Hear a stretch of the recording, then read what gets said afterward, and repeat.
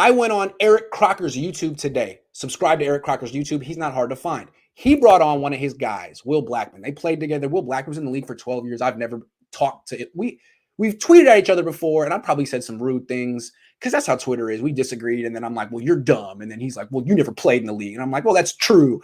But today we got to talk for about 45 minutes. I just listened, man. He's so interesting. So what I want to say, this is my takeaway, and I think it's the most brilliant thing that I've heard on this subject. So my theory was that, man, Kyle's being too intense with these practices. They're not ready, these players. It's June and May. Look at all these soft tissue injuries. They're not ready for this level of intensity. Blackman actually had the exact opposite take. He said, it's not that they're not ready. It's that they're overtrained. And why are they overtrained? That period between January and May where they're on their own. Smart vets rest and recover for a long time. Smart vets understand that recovery is just as important as strength and conditioning. Kids don't know that. They didn't have to know that. They recovered quickly in high school and college. You slow down with your recovery. And a lot of these kids these days are just working out every single day in the off season, posting their workouts on Instagram for the clout. And by the time they get to camp, they're cooked.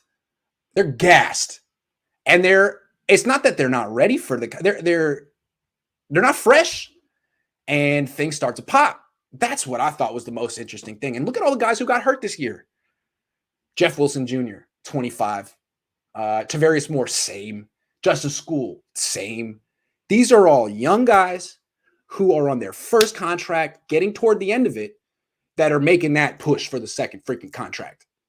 And that's a tough one. I mean, Tavarius Moore's been a backup. Justin School's been a backup. Jeff Wilson Jr. had a good year last year, been a backup. What are they going to do to differentiate themselves? Well, they're going to work out like crazy all offseason on their own, and they're going to come to training camp and play 100%. And they got hurt. So is it the 49ers' fault? What Will was saying, what Will Blackman was saying is this is personal responsibility. He said he had 9 surgeries in the NFL. As the surgeries pile up and you realize, man, it's going to affect my money. I'm not going to make much money, or the money I thought I was going to make, because I'm hurt all the time. The most important thing isn't getting stronger and stronger and stronger. It's being available. And he figured it out. He also said that certain teams do a great job of setting people up for success. He kept coming back to the Seahawks, saying they're just phenomenal in terms of stressing recovery and showing players the proper way to not overcook their muscles. Very interesting. So young players, if you're watching and trying to figure out how not to end up like Jeff Wilson Jr., Tavarius Moore, Justin School, maybe chill out a little bit in the offseason. Maybe learn a little bit more about recovery. Because, I mean, who got hurt? Brandon Ayuk? That guy always works out. He was at that offseason facility with Trey Lance going crazy. And what Will Blackman was saying is a lot of times these players work out harder there than they do when they come and work out with the team. So I feel like what we're seeing is too much strength. Too much strength training in the offseason. We need more recovery. The Niners need a recovery coach, someone who specializes in that. Because I swear, Dustin Perry, Ben Peterson, they get these guys muscled up. Look at George Kittle. Look at these guys. They're huge.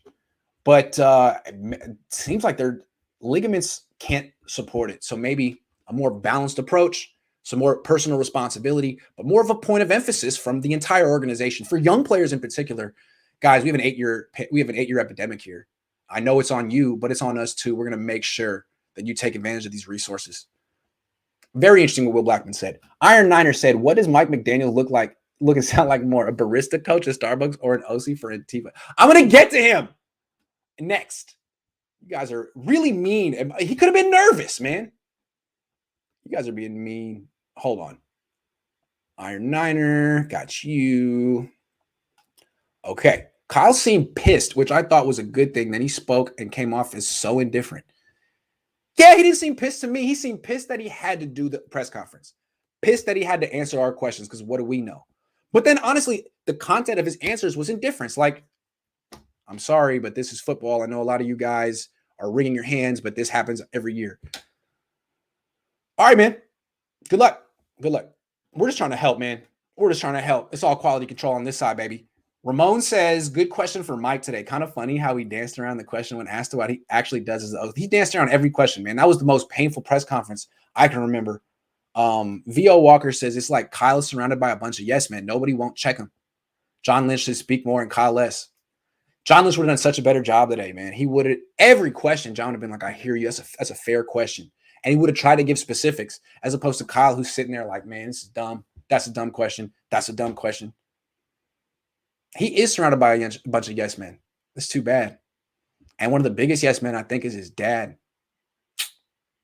One of the things I appreciate about my dad, even though he's in my corner and my biggest fan, he will absolutely tell me when I'm wrong.